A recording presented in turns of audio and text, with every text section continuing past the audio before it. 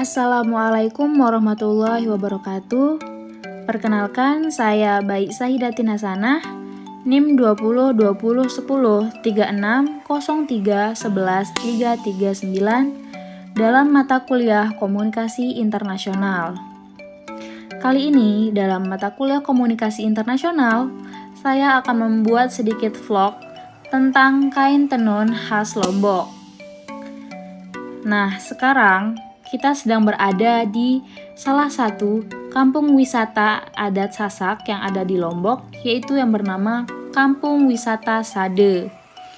Kampung Wisata Sade adalah salah satu dusun di Desa Rembitan, Pujut, Lombok Tengah, dan dusun ini dikenal sebagai dusun yang mempertahankan adat suku Sasak.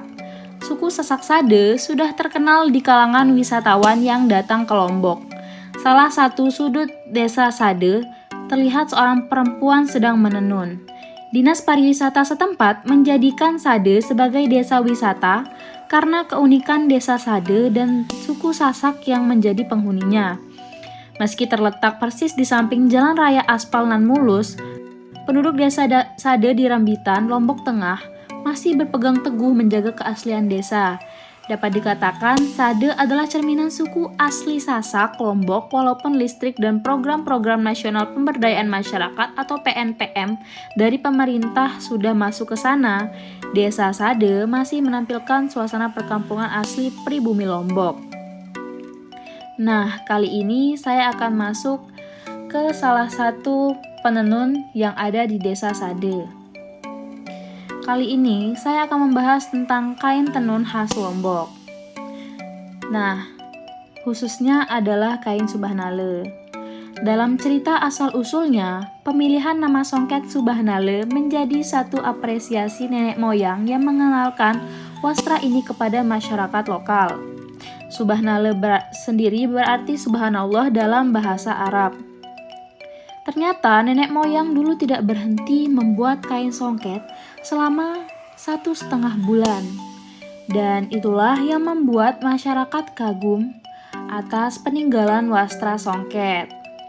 Kemudian, proses pembuatan kain songket Sasak hampir serupa dengan daerah lainnya.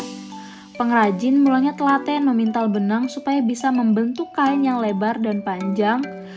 Kemudian, ada proses yang mengoleskan air nasi supaya kain jadi kaku dan mudah dibentuk. Namun di video ini saya lupa menampilkan itu. Barulah pengrajin melakukan teknik menyatukan benang menjadi songket yang indah.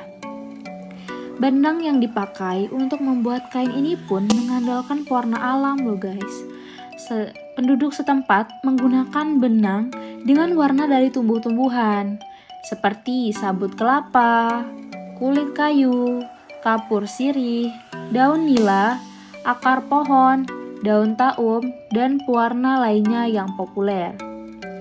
Pembuatan kain tenun dimulai dengan pembuatan benang dari kapas.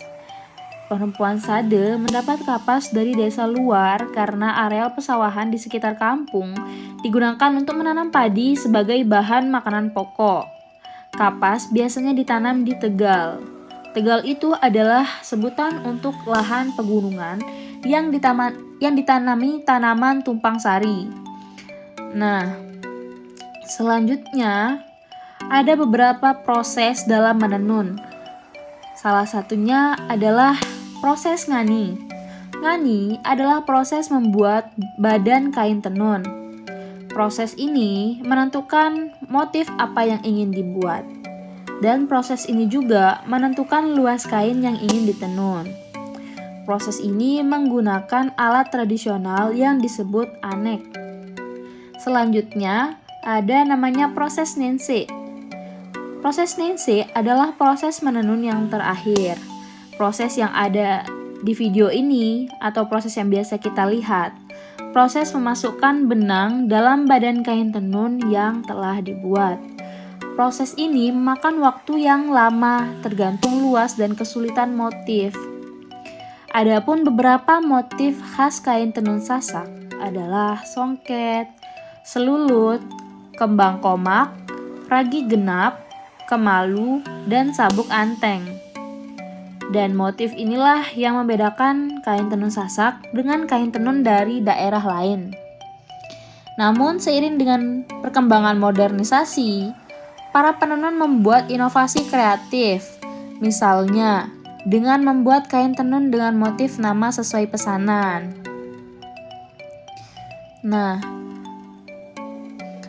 ada lagi namanya lekot. Lekot adalah alat yang dipasang di pinggang penenun. Ada juga berire. Berire adalah alat untuk menguatkan kerapatan benang. Nah, selanjutnya ada gun. Gun adalah alat berupa kayun dan benang. Penggulung dari alat bambu ditempatkan di dekat gun. Jajak, alat dari kayu. Ada dua buah jajak yang digunakan. Selanjutnya ada tutuk, tempat melilitkan benang sebagai badan kain tenun. Ada juga apit, sebagai penyekat antara benang dan tutuk supaya tidak langsung bergesekan. Pendiring, tempat melilitkan benang yang akan dimasukkan ke dalam benang badan kain. Ada juga terudak, alat dari bambu kecil untuk memasukkan pendiring. Nah, setelah kain tenun jadi, perempuan Sade menjualnya kepada para wisatawan lokal maupun mancanegara yang berkunjung ke kampung adat Sade dengan harga variatif. Nah, desa adat Sade juga terletak di desa Rembitan yang hanya membutuhkan waktu perjalanan sekitar 30 menit kurang lebih dari Bandara Udara Internasional Lombok.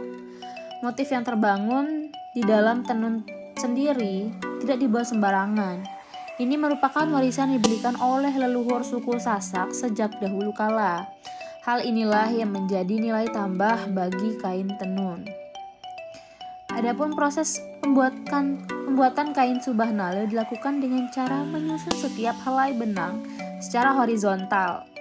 Jenis benang yang digunakan adalah benang katun. Sementara pewarnaannya sama menggunakan pewarna alami yang berasal dari tumbuhan. Nah, waktu penggarapannya setiap tenun subah nale tidak bisa ditentukan. Namun, pada umumnya, tiap helai kain itu dikerjakan paling cepat selama 1 bulan. Nah, lamanya waktu penenunan ini dipengaruhi oleh tingkat kesulitan dari motif serta ukuran setiap tenun. Namun, pada umumnya, ukuran setiap satu helai tenun subah nale bervariasi, mulai 1 meter x 50 cm hingga 2 meter x 1 meter. Ukuran kain ini sesuai dengan fungsinya, seperti yang digantung-gantung tadi, mulai dari hiasan hingga untuk pakaian. Nah, songket Sasak ini juga banyak dilirik oleh wisatawan yang singgah di desa Sade. Dalam sehari, kain tersebut bisa dijual 2-4 kain songket dengan kisaran harga 100.000 ke atas.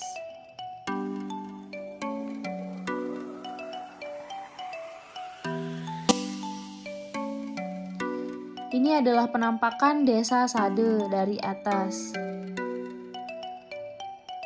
Rumah adat di desa Sade sangat beragam fungsi. Salah satunya atap yang ada di rumah dengan beragam fungsi yaitu rumah desa Sade. Rumah ini terdiri dari berbagai tipe, yakni balai bonter, balai kodong, dan balai tani. Dan tempat tinggal suku Sasak warga penjual kain tenun sedang dikelilingi pembeli. Dan desa Sade merupakan tempat tinggal suku Sasak yang merupakan suku asli Lombok.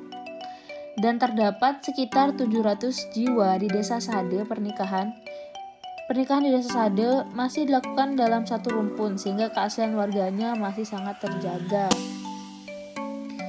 Dan adapun di desa Sade, warganya masih menggunakan tungku untuk memasak. Tujuannya adalah supaya lantai bersih dari debu-debu melekat dan menguatkan lantai dan memiliki fungsi untuk mencegah serangga, terutama nyamuk yang masuk ke dalam rumah. Nah, ini adalah contoh-contoh tas yang terbuat dari songket. Ini adalah beberapa video kerajinan-kerajinan yang ada di Desa Sade, mulai dari gelang, hiasan kepala, tas, dan masih banyak lagi. Sekian video vlog dari saya, kurang lebihnya mohon dimaafkan. Assalamualaikum warahmatullahi wabarakatuh.